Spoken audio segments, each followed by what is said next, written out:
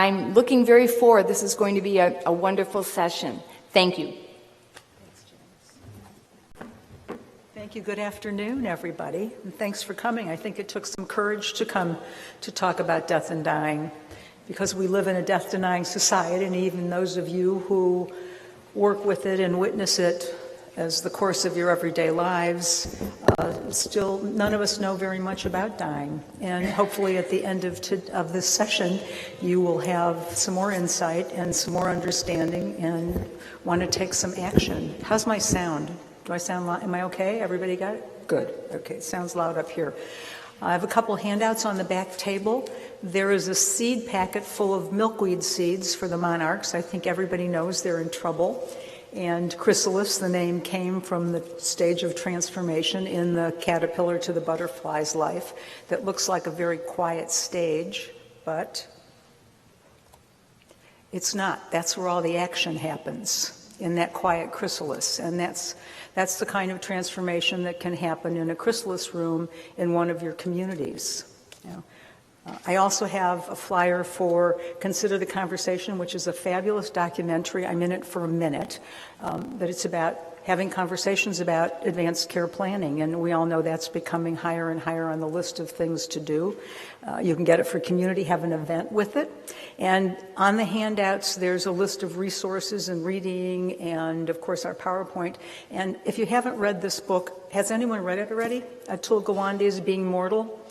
It's been on the bestseller list since the week before it came out. I highly recommended it as a human living in a body who is mortal and people working in long-term care. Being Mortal, and it's on my handout for books. Yeah, it's terrific. It'll make you think a lot more and a lot differently. Okay, here we go. So supporting the end of life. What better wish could one have to have the end of their life supported like the branch does the chrysalis?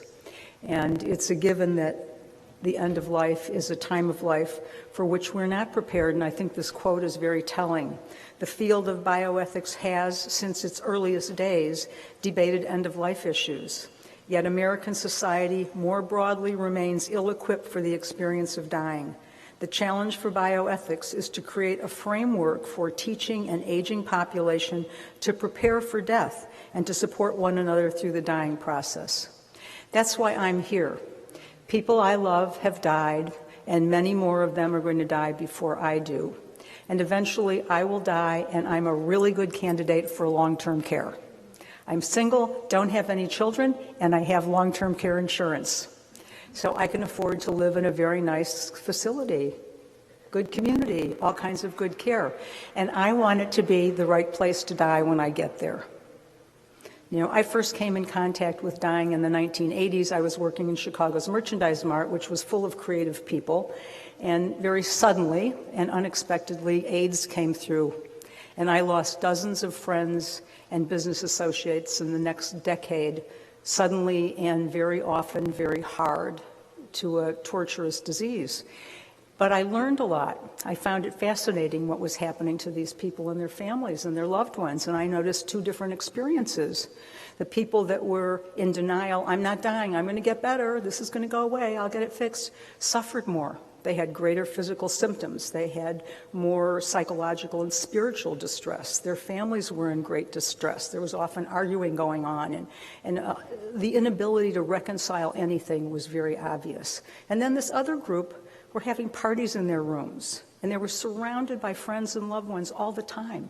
People didn't let them be alone. They were supported and cared for, and those patients very often went into hospice care.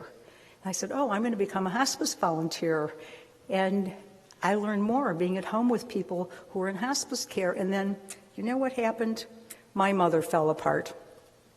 My dad had died in 1991 in a hospital, and I'd spent the night and walked away when I had to go to work the next day before my mother and sister came back, and he died an hour after I left.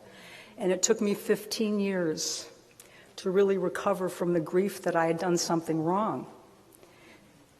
I later learned a lot of people want to die alone, right? Have you had that happen to you? You know, like Tuesdays with Maury, the family kept vigil for days and days, and they said, you know, let's get a cup of coffee, and that's when he decided to die. But I didn't know that. I thought I'd done something wrong. And that is a common reaction. You know, I'm not different from any of you. I'm a daughter and a friend, and I was a wife, and a lot of people I've been close to have left. And I've had bad feelings because I didn't know. So being more present for dying makes all of that, makes us more peaceful at the end of life. So my mother's end of life began the day my father died, and she became involuntarily dependent upon her children to perform all the roles he'd played in her life for their 61 years of marriage. We figured she'd die in her house, you know. She treated it like her lover for her whole life. And at the point that mother couldn't live there anymore, she'd been in that house for 54 years. And she had to move to long-term care. It started with assisted living, and 2 years later, she woke up one day and couldn't walk. It was devastating. And we moved her to long-term care, and she didn't speak to me for 3 months. You've been there, right? You've witnessed that with families. And she boycotted the Christmas party. That was probably the biggest heartbreaker of all. But we got closer during those years. And what happened in the time that my mom was there and I was getting more involved in end of life is this huge social revolution that's taken place. It's actually happening around the world. You know, the culture of birth used to be one where people died in surgeries and families, the fathers were outside and the kids were home with a granny or at grandma's house, and parents stopped tolerating that. And that same revolution is happening at end of life now. You know, we have 5 states that have legalized physician aid in dying. Social Security, CMS has just agreed to pay doctors to have conversations with us about end-of-life decisions. That's like remarkable. That is so huge because that is bringing the awareness to the general population that was never there before. We have the 5 states that have physician aid in dying legal. 25 more states have considered legislation just this year. California's, the House, the Senate in California passed the law. So things are changing in end-of-life aspect. And the country of Canada, is there anyone here from Canada? Last December, the Supreme Court of Canada unanimously voted to approve physician aid in dying as well as euthanasia. The country has 1 year to create the program that's going to support those laws. And there's going to be debate. You know, there's a lot of conflict to this because dying is pretty sensitive material. We used to know how to do it. We used to witness dying all the time. We don't witness it. In a few minutes, I'm going to show you a 3.5-minute slideshow of photographs from my mother's last 8 days of life and the hours after her death. It's emotional, it's sensitive, it's real. I wasn't intending to create a PowerPoint slideshow of this. I've shown this 100 times. But it's witnessing the vigil for someone who was ready to die and prepared to die and supported fully, and how it happens, how it can happen in a long-term care community. And when I'm done, my Dawn Mondschein, who's with me today, is going to share her experience of her beautiful Chrysalis Room at Central Baptist Village in Norridge, Illinois, where having the room has not only transformed the dying experience of her residents, but their families and the staff as well. That's so significant. If we're prepared, we have the potential to have as high a quality of death as we have had a quality of life. And what would our lives be like if we considered that? You know, nearly 25% of older adults die in nursing home, and that number is increasing all the time. People are coming older and sicker to long-term care. And baby boomers like me who don't have family who will take care of us are very likely to increase those numbers pretty soon, hopefully not too soon. I just turned 65 last year, you know, got the Medicare card, felt really good about it. 66 has been a little bit harder. It's not as much fun. Okay, care at life's end. See, the number of people that are dying in long-term care is increasing minutely, and that's going to start increasing greatly. And this was a study that CMS published late last year, comparing the experience of dying in the various locations in which we die. And nursing homes came in as the worst place to die. It's because a lot of people aren't sitting in this room today. You've already given yourselves an edge. You know, you have obstacles. Not only do you have the problem of all the regulations, and nursing homes are the second most regulated business in the country after nuclear power plants. So you're regulated. That prevents you from doing a lot of things. And of course, funding. I know Illinois is one of the poorest payers on Medicaid in the country. So reimbursements are shrinking. But at the same time, you also have family who's opposing the idea that their loved one is going to die. You know, when I asked my sister if she'd be my power of attorney for health care, she said to me, "You're my baby sister. I don't want you to ever die." And I said, "You can't be my power of attorney for health care," because she wouldn't be able to do it. You know, and this is a constant issue you're balancing. And then I should have headed this obstacles with physicians. A lot of doctors have relationships with their patients. They have reasons to feel that they can continue to do treatments that will prolong a life. And very often they're not referring to hospice quickly. In fact, the hospice statistics are pretty sad. Almost 35% of hospice patients are in care for less than a week. I mean, I've seen patients there for a day, and that's not, even a week isn't enough time. And in long-term care, hospice isn't as necessary maybe as it's out in other parts of the community. But one thing hospice does that's really important is it cares for the family. You know, that support extends not just to the patient and the chrysalis, but around the whole family. And they're there to say things like, you know, it's okay you weren't in the room when she died. It's okay. She wanted to be alone. You didn't do anything wrong. We need to hear that. And the people who are most experienced with the dying experience and who aren't afraid of it are people who work in hospice.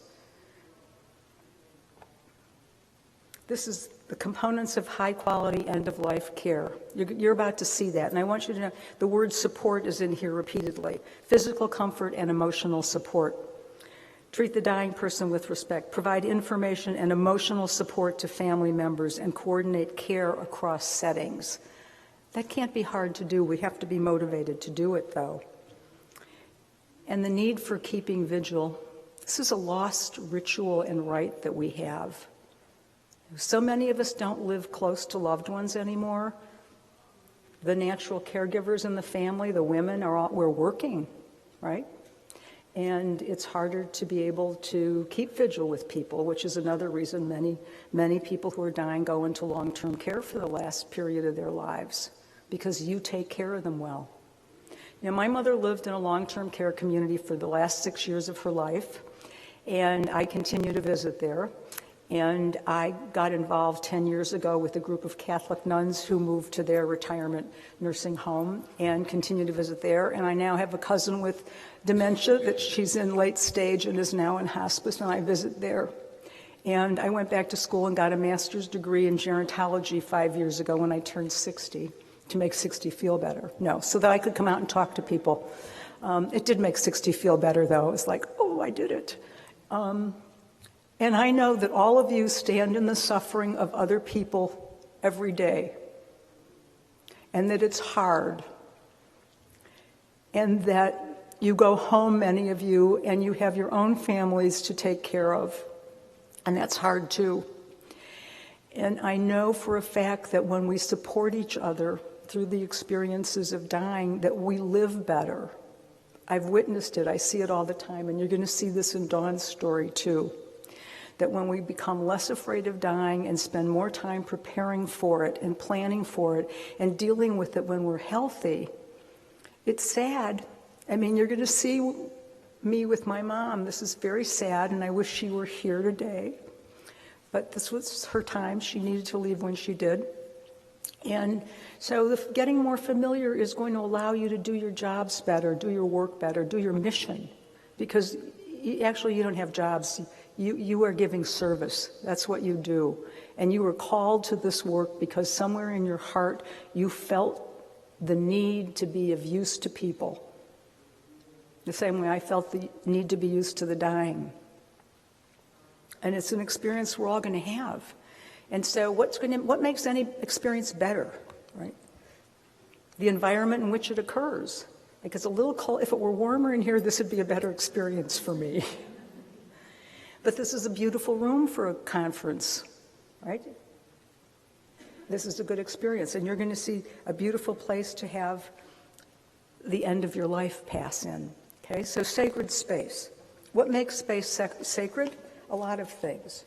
I think, for one thing, oh, this just jumped. Did I jump this? Technology? Oh no, here we go. Sacred space. I did this new for this talk today, so I'm a little... Okay, so this is something Gwen London said, dying is a spiritual process with medical implications. And I think that's really visible in the fact that we have an opportunity at the end of life to do reconciliation, to say the things we need to say to each other before we die, which is thank you. I see acts of tenderness and kindness when I'm walking through a long-term care community like this one that cannot be matched anywhere. You need to say, I love you. We need to say, I'm sorry. And we need to say, I forgive you before we say goodbye. And in order to do that, we need to know that we're dying. Someone has to say, you've reached the end of your life and we're there to support you, and we're going to create this sacred space around you. We're going to let you be in a place that feels like church, in a place that feels like a monument, in a place where anyone who walks in will feel the peacefulness and the quiet, and it has soft lightings, and it's protected and safe from danger, and it's quiet and serene and a contemplative place, and it's spacious, but yet you can feel close and still in privacy. You know, sacred spaces are the symbols of the human search for meaning in life. They invite people to be there, to come into them. They're comforting. Emotions are evoked in them. And sacred spaces facilitate personal transformation. It can be on the side of a lake on a quiet morning, or watching a rainbow, or being out in the rain somewhere in the field. There are all kinds of places that are sacred, but a double room in a hospital or a long-term care community is not such a thing. People need privacy for this transition. You know, because we couldn't embed the link into the video into the PowerPoint, I've given you a link that you can see this online on my YouTube page. And before I start this is the slideshow. My mother was a hospice patient 3 times before she died. She just changed her mind a couple times. You know, she woke up unresponsive, and we ran her to the hospital, and I ran behind her to the emergency room. In fact, I followed my mother to the emergency room 12 times in her life. And we went to countless doctor's office visits. And she spent 2 years in independent living and 6 years in long-term care, and not once did anyone have that conversation with us about what was coming. So we really weren't prepared. If I hadn't been a hospice volunteer already for so long, and if I hadn't asked my mother one day when I was in bed with her, Mother, if something happens to you, what do you want us to do? And she said, you girls will know what to do. Without those 2 things, I wouldn't have known what to do. I would have made the wrong decision for her. And instead, we made the right decision and brought her back to the nursing home. And a few days later, she said, where's my lunch? And we started giving her everything she wanted, and she thrived again. And then once again, she was back at the hospital. And once again, 3 days later, after I signed the hospice paper, which was no easier to sign the second or the third time, by the way, she recovered and grew, and we got closer. In fact, those last years of my mother's life were the best years of our relationship. And I really credit long-term care, the beautiful she was living at the Fairmont, and the kind of love and tender care and support we got made a whole difference. And that's why I'm out talking about this, because when I get to your long-term care community, I'm hoping you have a Chrysalis Room, and that the people that are near me and want to take care of me are able to have a personal transformation like I did, and like many people who have witnessed a good, peaceful death have had. So this slideshow is going to begin with a picture from my mother's 93rd birthday, and she's with her hospice chaplain, That happened in September. The next picture was taken by Todd Hochberg, who is a bereavement photographer of some renown. He began his work with infants who died in the NICU. And then the next picture was taken that's the one that was taken by Todd, and my mother has got her arms around me. And then the next picture is when she had a stroke, and she really was not going to recover from the stroke. And rather than admit her to the hospital, we brought her back to her home. You know, she couldn't die in her house on Rita Street, but she did feel that the Fairmont was her home, and she wanted to die there. We wanted her to be there. And then we brought her to the Chrysalis Room. So you'll see, and I want you to pay attention to the kind of interactions the people who come to visit her have with her. And the staff, what happens? Many of the staff had never witnessed something like this. You'll watch her changing through the few days, and then when she dies, she's on a butterfly pillow, and there's a distinct change in how she looks. And then unexpectedly, her hospice aide came to take care of her that morning, and you'll watch how she was cared for like a queen, and that the process unfolding through her death. And then we invited the residents to come through, and I did a little flower petal ceremony. So I want you to watch this and take it in, and then we'll talk about it a little bit, and then I'll turn you over to Dawn.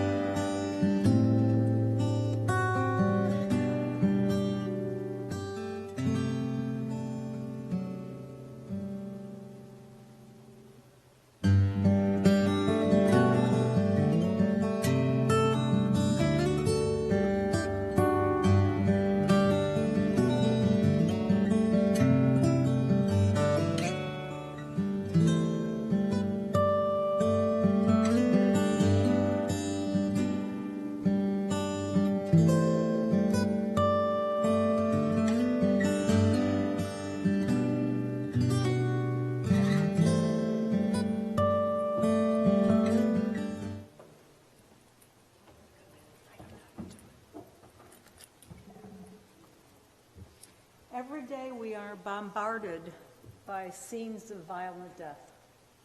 Every day. We don't see this.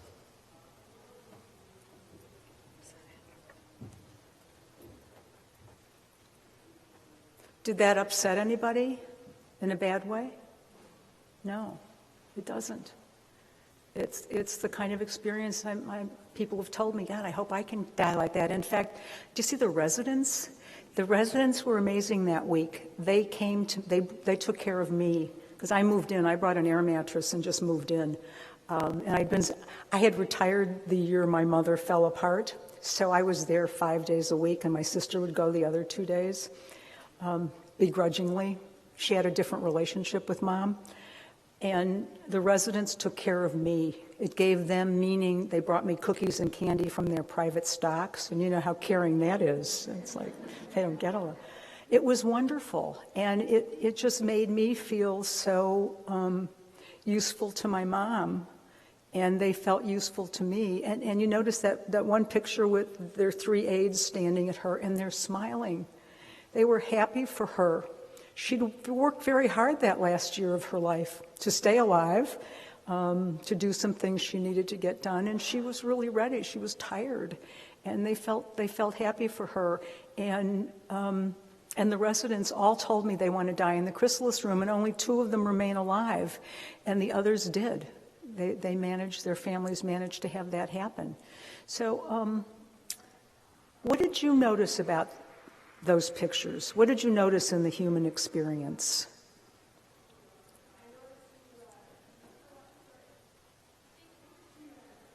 You're welcome. A lot of touch. Yeah, a lot of touch.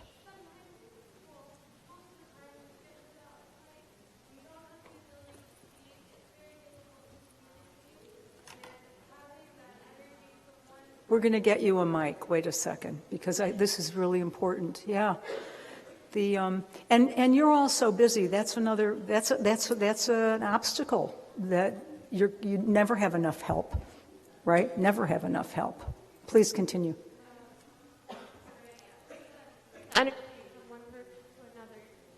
It's not on. Thank you. Sorry.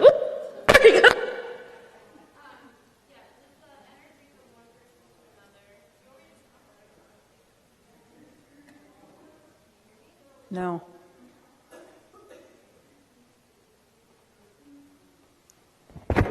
All this modern technology is so wonderful. Can you hear me but one with of the this? things Yeah. about being 66 is it scares me. I'm not a native. Okay. Forgive me if it gets too loud. I work in long-term care. The process of death is actually, that's my favorite part of my job, because I think that that's a really beautiful thing, and we focus so much on the beauty of birth, but I think that people are afraid to die sometimes, and it's a conversation that doesn't necessarily always happen.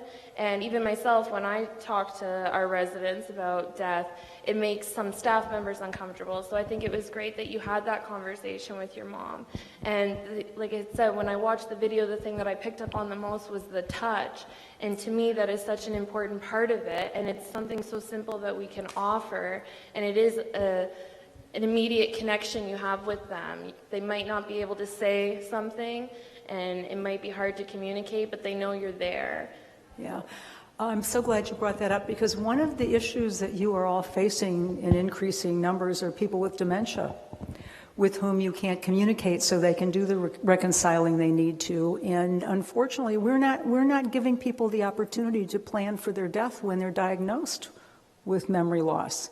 And we need to get better at that. We need to be doing a much better job of that, because people would make different decisions and would think about how they want their end of life to unfold. And touch is so important. And some of you, one of the way I met Dawn was that she had been introduced to Rainbow Hospice here, and they did a pilot program of end-of-life care for people with dementia. And actually both of the trainers knew me and said that she was doing so well with that program, maybe she'd be interested in a Chrysalis Room. But touch is essential. I want to read a quote. My friend Marion died 10 days ago. Actually, she was 82 and had COPD, and her life had become, to her, too hard to live. Even though she wasn't near death or dying, she chose to stop eating and drinking, and she had her 4 daughters on board. 2 of them lived in Boulder where she lived, and she had already had some anxiety medication and some pain medication in the house, and her daughter hired 24-hour help to be with her, and they got hospice involved the day she stopped eating. She was determined to do this.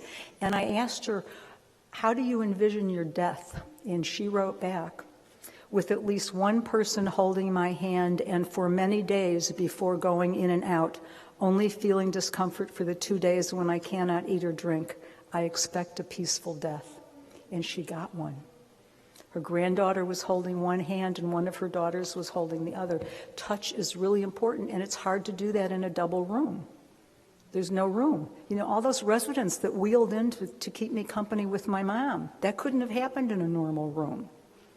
So I really want you to consider the opportunity that this offers you, and I want to leave you on a couple of notes. One thing, we have to lead by example. These end-of-life conversations don't come easy for any of us, and we can't expect to be skillful or comfortable having them with strangers if we can't have them with our own loved ones. And it's an intimate conversation. That's one of the reasons we're put off by it. It's really intimate. And I can promise you one thing. When you talk to the person you love most, the person who's going to be most affected by your death, when you talk to him or her or them about your death, you will grow closer in ways you could never predict. My sister drives me crazy. She knows where all my buttons are. And when I asked her to be my power of attorney and she said no, I said, we have to talk about this because you're going to be involved. And having this conversation has made us so much closer. She's 15 years older than I am. And you know what? I don't let her upset me anymore because I know she's not going to be around a lot longer. I don't have time to be upset with her because now we're talking about dying and it's going, whoa, right. And I could be first. So we have to lead by example. I want to encourage you to do that. And this is a quote I love to leave with from the poet Rumi. Life gives us 2 great gifts, love and death, and mostly they're passed down unopened. Well, I want to show you how Dawn Mondschein at Central Baptist Village opened those gifts. Thank you.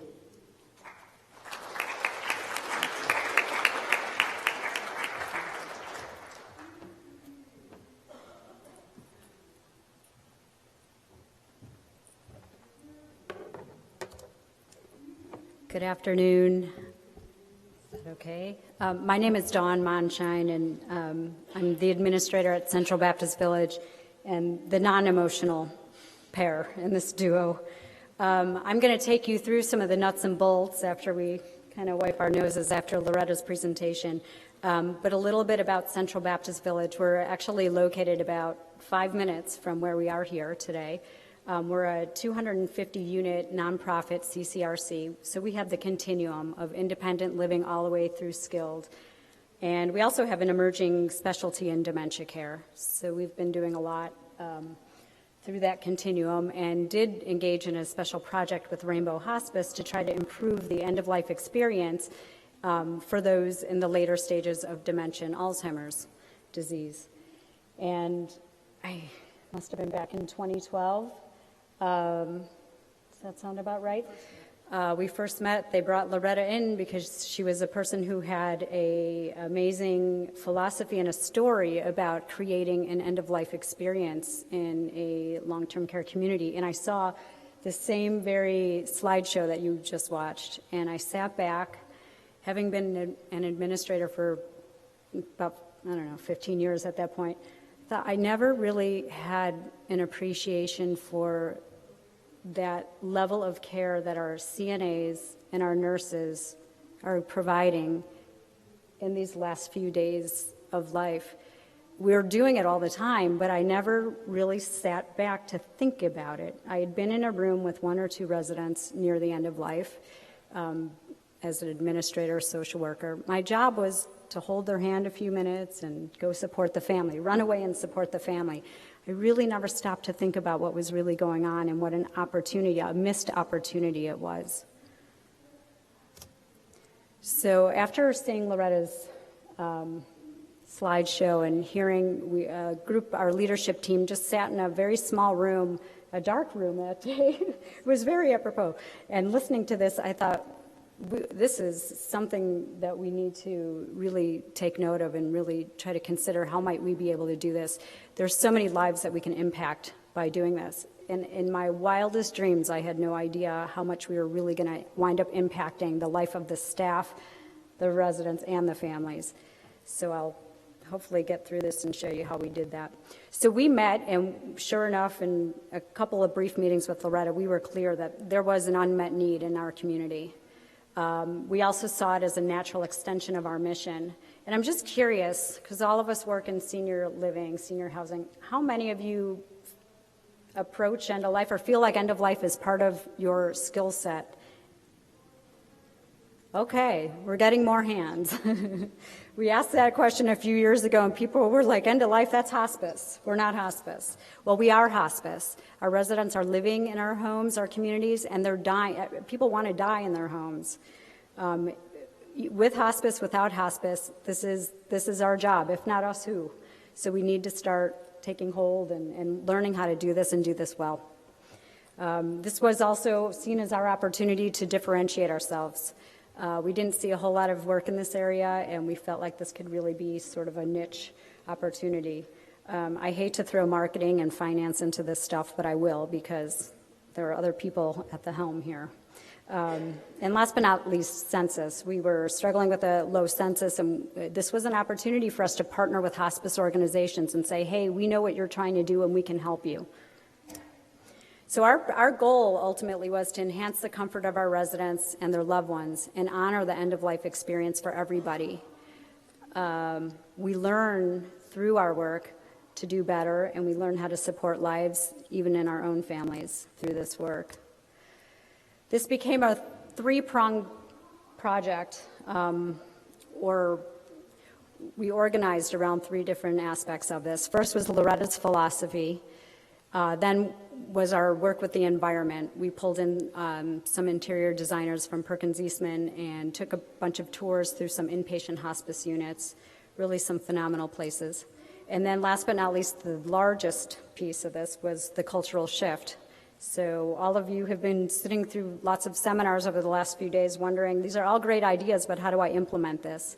So I have some words to say on how to implement a cultural shift within an organization. So first off, the environmental design. We took our semi-private room, not very private, quite a word, and our goal was to transform this into a more private space so that we could have these moments in the last stages of life. So the design was to create a room with a private room with a space for family to spend the night, a refreshment area, and a little bit different than what we had in our other rooms. And I'll go ahead and just show you the end product right here. I can point out a few features in the room that help make this more home-like and more conducive to what we were trying to achieve.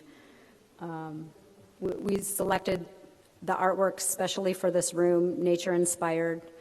We provided lots of accent lighting so that we didn't have the red glaring lights or the bright glaring lights. That's a refreshment station that's in that chest so that we can stock sodas and drinks for the family and also provide some baked goods to nourish them while they were holding vigil with their loved ones. We particularly chose this room so that it would look out into the garden and have some sense of nature and a connection. And of course, all the guest furniture, the fold-out sofa, and the carpeting tile for floor covering to make it a little more home-like and cozier. And there's a million ways to create a room like this. This is just how we chose to do it. Those are some of the color palettes. I'll tell you that we used to have our interior designer present with us, so these are her slides. And these are some of the color palettes that are proven to create a sense of serenity and calm. So now I'm going to move on to the operational and financial considerations. We went through a lot of planning, pre-planning, before we decided how to go about this. First question was, where does this room go? Obviously, we weren't going to put it in our short-term rehab unit. That wouldn't make a whole lot of sense, so we chose a residential area way at the end of the hall, the room that you don't want to put anyone in if they're a fall risk, right? You want everyone up close. Well, that room was often underutilized, so that was the perfect place for this room. It also happened to have a view of a beautiful garden, so we wanted to capitalize on that. And at the same time, I have licensure down there because for people who are very, you never give up a licensed bed, right? So we were able to create the space so that if we ever needed to convert it back to a semi-private room, hopefully we won't, but we were able to do that. So we didn't lose any licensed beds. Going on to more procedures, more formally, we stood back and we took a look at what our procedures were. Now, do you have formal procedures for end-of-life care? Many of you, some of you? Our procedures were all very technical. The mouth swab, the this, the that, all very medical. There was nothing related to when we notify family, how everyone else responds. So we went through and really started to review and revise those policies. We now have end-of-life policies for our culinary department, for certainly spiritual life department, even for the activities department. Everybody is playing a role in this. And even our housekeepers are coming in and now nourishing the family and cleansing the environment in a special way. So we really took a good close look at our formal policies. And then our informal policies, it was really just about giving staff permission to unleash their natural instincts. Giving staff permission to go in and spend time in new ways with residents. And that actually evolved as we went through the program. So the room change. The idea is that we're going to move residents into this room, so then there became the big debate. But if that's your resident, what happens? Our staff have such deep connections with their residents, they didn't want to leave their side. So it was this big, long debate. Can I follow my resident? The answer is yes. Our staff would then follow into the resident room. Staff assignments are out the window. It was really what was most accommodating to the resident, an obvious thing. And last but not least, accommodating additional needs, because we all know things happen in threes. So what was going to happen if the Chrysalis Room is full and we have another resident or possibly even two that are experiencing end of life? We had to come up with some additional procedures so that we can accommodate these residents in the same way. So we came up with some portable carts, hospitality carts, that we can bring to any room. We try to accommodate with a private room as well. And all the other procedures fall into place, just in a different location. So for those of you who are curious about the financial implications, there was very, very little revenue impact, at least in our situation. We often keep that particular unit running at a lower occupancy rate, so the room was sitting empty. So that was a wash. There was no bed loss. And I would have to say, when we look back on some of the PR that we've been able to attain and some of the family response that I'll show you a little bit later on, there was huge, huge marketing return on investment and what I call PR currency. Just this visible commitment to what we care about and what we do has made a tremendous impact. Our project cost, the way we set about appointing the room, in the end cost about $16,000, which may be a little bit of a big bite, but that was a capital expense that we had planned for. The daily operating costs are minimal. For what it costs to provide refreshments and baked goods at the bedside, that's our only additional cost. And of course, there are huge ranges of alternatives, design on a dime. So you don't have to go to the $16,000 expense. But for those of you who are interested, our furniture was probably our biggest bill. We replaced all of the furnishings with some custom footwall cabinetry, the bedside table, the sleeper sofa, the hospitality cabinet. And yes, that bed cost $4,900. I don't know if anyone's familiar with Hillrom, and I'm not advertising for them, But they make specialized beds that look residential, and they have a very comfortable mattress where you don't need a special air mattress overlay. If you've ever been in a room, maybe an intensive care room or end of life, they've got those big air mattresses with the pump and the noise and we wanted this room to be quiet. We wanted it to be serene, yet we also knew that our clinical team was going to want a pressure relieving device under the body. So it's too important. So this was where we came to terms with that. So again, some more budgetary items, about $1,800 in soft treatments. We really wanted to redesign it as home-like as possible and as serene, and some artwork. And that's how we spent $16,000 in one small room. Last but not least, what I would say to any organization, if you're thinking that's a big pill to swallow, that an organization's reputation is the most valuable asset of all. And I can't stress enough how much this has really helped our organization pull together as a community and serve our residents. So enough on that. The cultural transformation, this is the piece that is most interesting to me. I want to preface this by saying that I guess my first Pioneer Network conference was probably about 10, 15 years ago, and I remember hearing all these great ideas and thinking how wonderful that would be to go back to work and do it. But how? And I could never really wrap my head around how. It took me another 10 years to figure that out. But I've come upon a change management strategy that's been really useful with this Chrysalis Room and also some other initiatives. So I wanted to share that because I think this was kind of key to how we got this program up and going.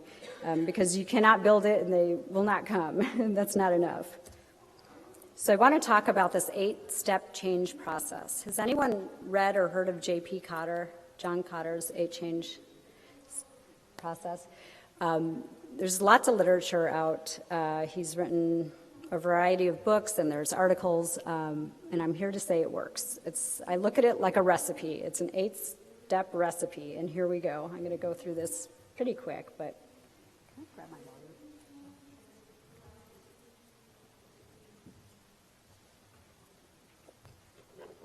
So the first thing he says is you need to establish a sense of urgency.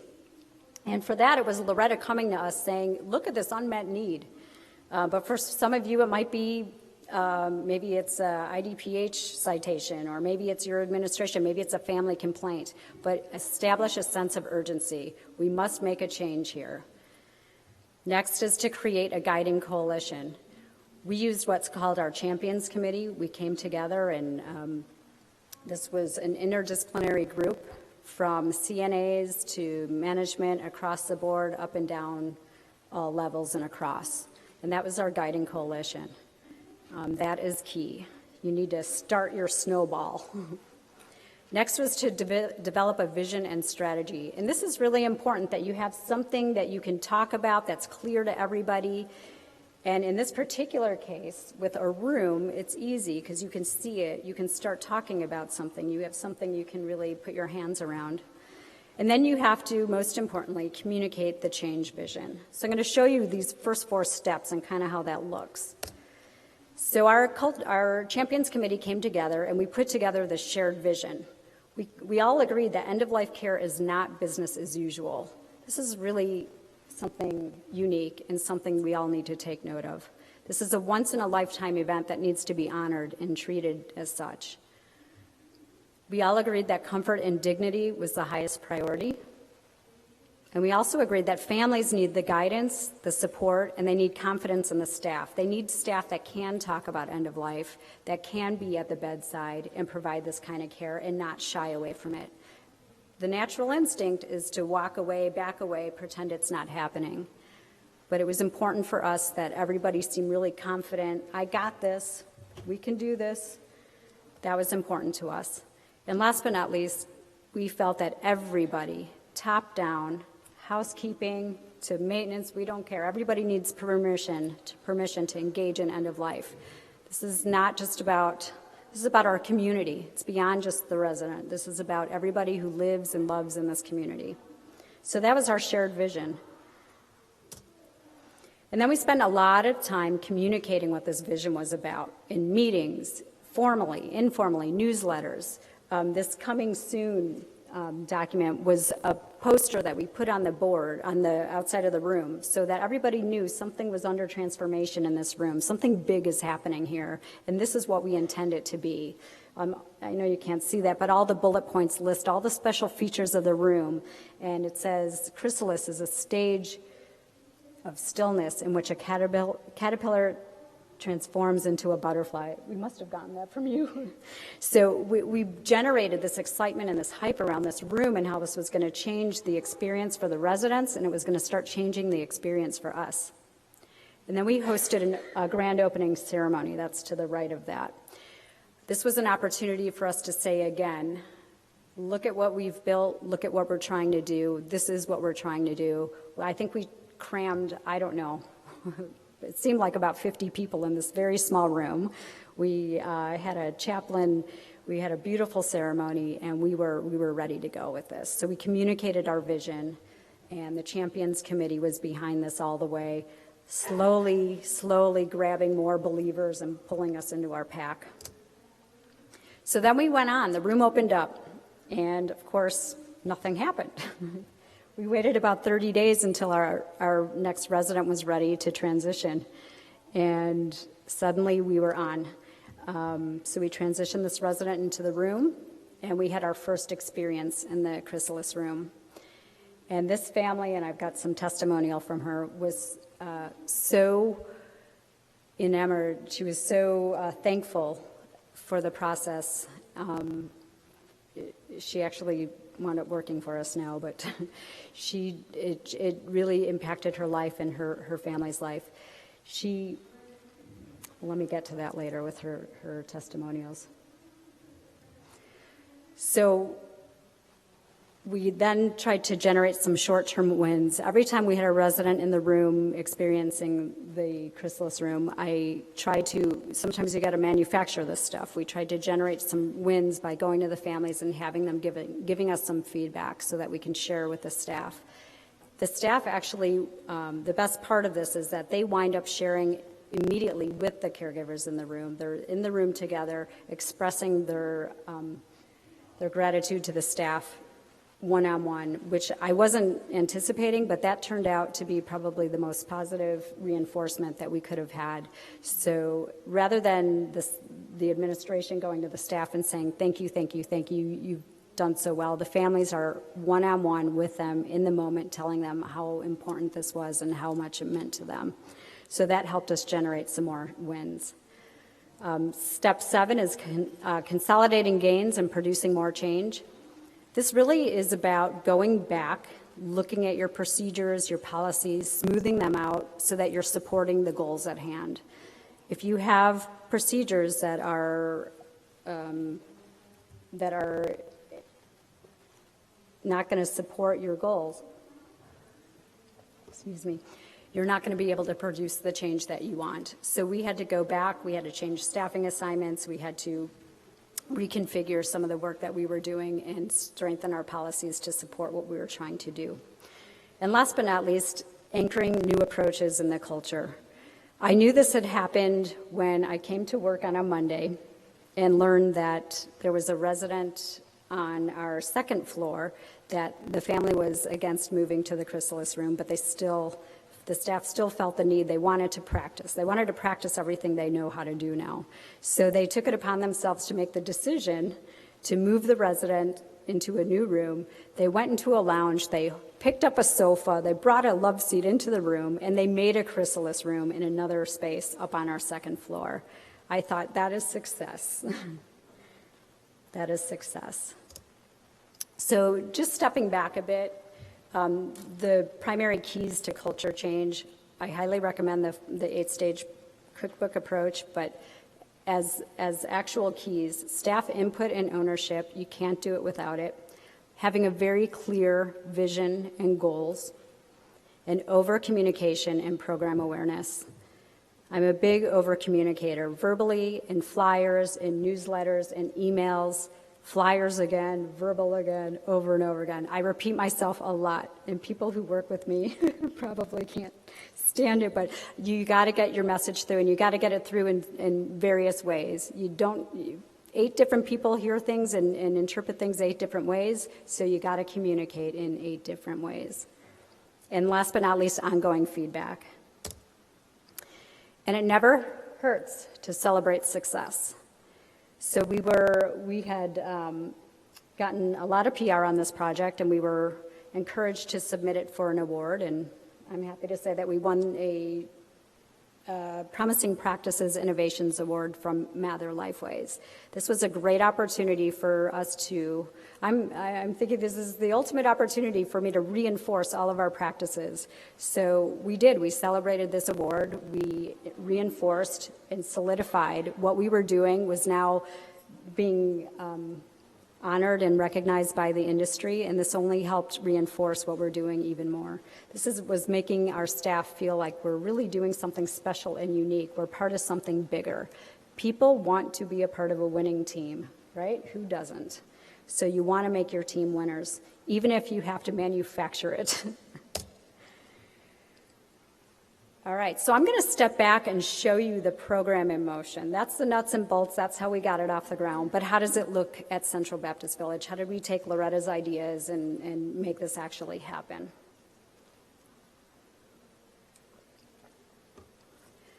So this is how it happens. Nurses are the key to all this because they have special powers. Are any of you nurses out there? The nurses have special powers to identify when a resident is actually near. And they are the ones who are now initiating a room change request. They'll generally let social services know, or they'll work together. And then it's time for the sacred journey to the Chrysalis Room. And I've got some photos and images to share. The primary caregivers start tending to the residents and the loved ones, getting them very comfortable in the room and content. And then culinary comes in and delivers refreshments to the Nourishment Center. This is our way of symbolically saying, we're here. Make yourself at home. Everybody's welcome. Out comes the coffee cake. Visitors, peers, and staff come in and start supporting the family and the loved ones. One of our lessons learned was give the families a little private do not disturb sign, because this can get, I guess, a little intense. We've had streams of volunteers and staff coming in, and we had to say, whoa, it's a little too much. Community members also come and extend their support to residents and families and each other. And then we have a special choir called the Threshold Singers. This is a choir, it's a national organization, and they have chapters all throughout the country. We happen to be lucky enough to have one in our own community. This is a group of a cappella singers that come and sing at bedside. And they'll come and they'll visit once, twice, maybe more, as long as the family and the resident is willing to accept song. And we wait in peace and comfort. Here are some of our images. So we're going to the room.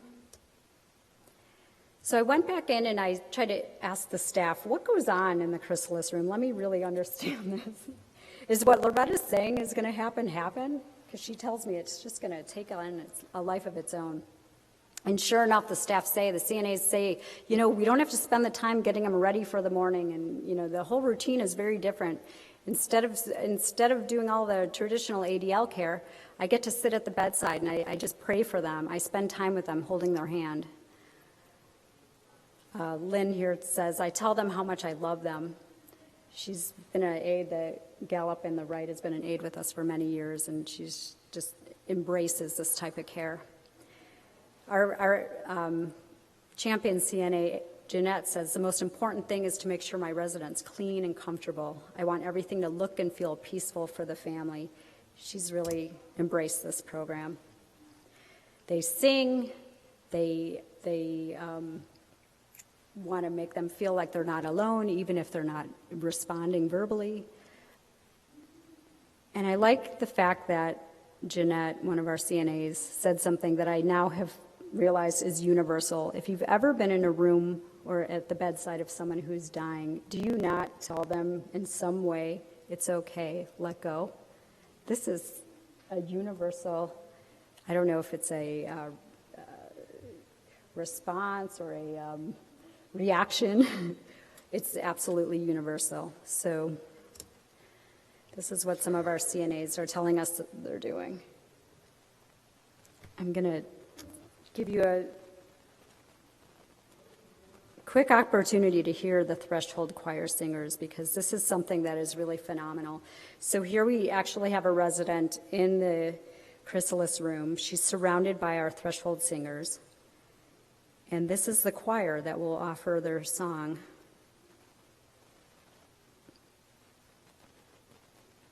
This is not like any experience, dying experience you probably have witnessed. So here we go. We are sending you light to heal you, to hold you. We are sending you light to hold you in love.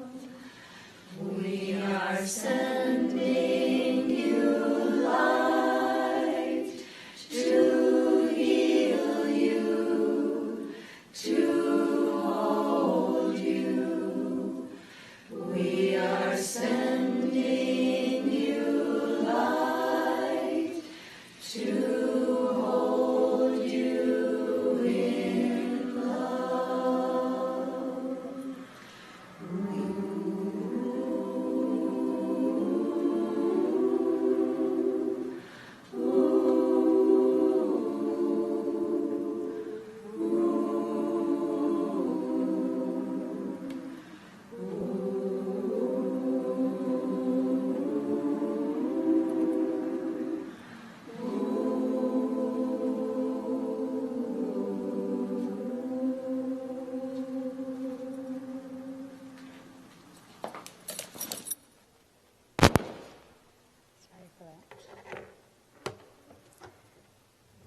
A much different experience.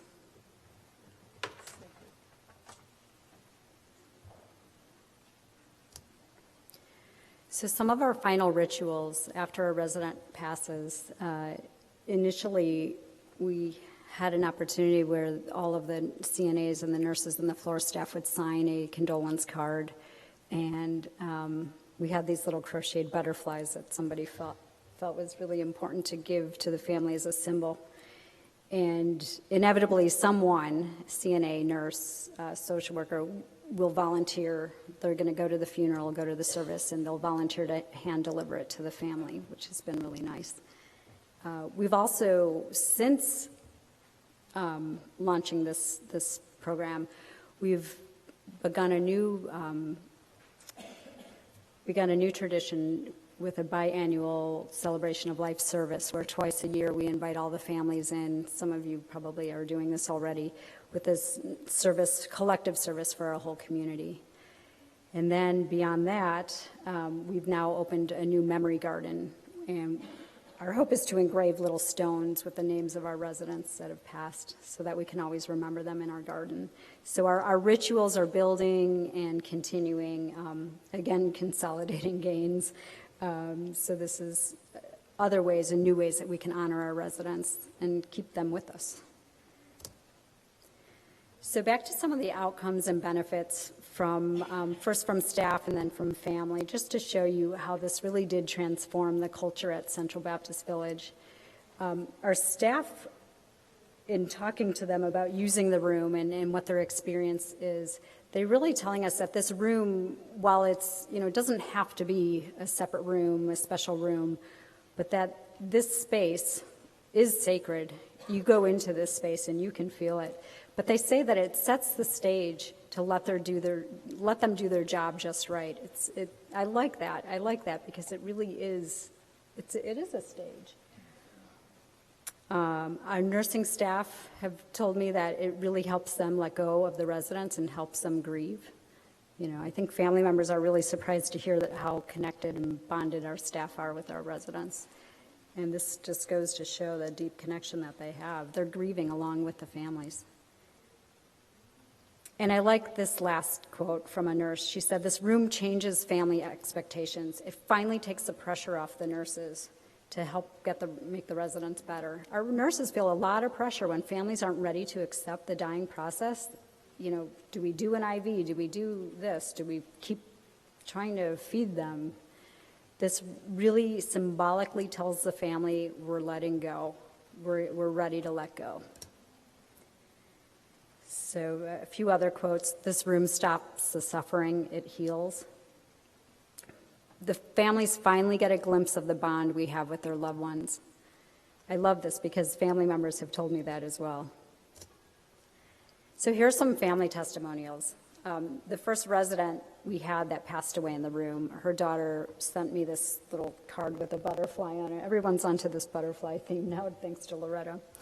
And she tells me some in various ways. She went peacefully and her comfort was unbelievable. Staff got me through the toughest time in my life, and she needed and deserved this. Another family that came into the Chrysalis Room, they had quite a large family, young and old, lots of little kids. They told us that it definitely helped bring about closure a lot faster by actually being there. And to be able to witness the dying process in this way was really enlightening. It wasn't as frightening as they once thought, especially for the little kids. And it was a good bonding experience for the entire family. And I can't imagine experiencing death like that as a teenager. That's not how I experienced death when I was a teenager.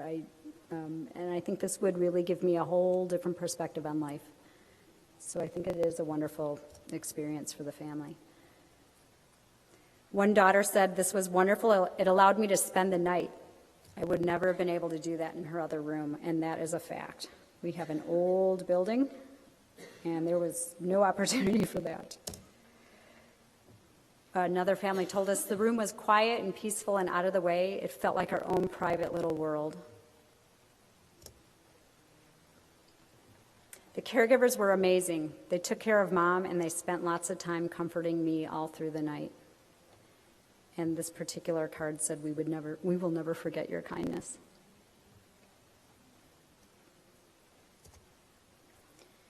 So the last thing I want to share are the organizational benefits, just kind of in sum, because not only is this a tremendous service for the residents and the families, and certainly I think we're helping ourselves kind of learn and grow from this, but it really did a lot to sort of put a surge of energy through the organization, ironically, because we're talking about death. But it really did give our staff a renewed sense of purpose. They now see themselves as coaches and guides, and we talk about how it's a special task and a special job to be able to walk residents to the very end of the world, to the end as most humanly possible of this earth. This is what our staff are doing, and they get that. The ones that really start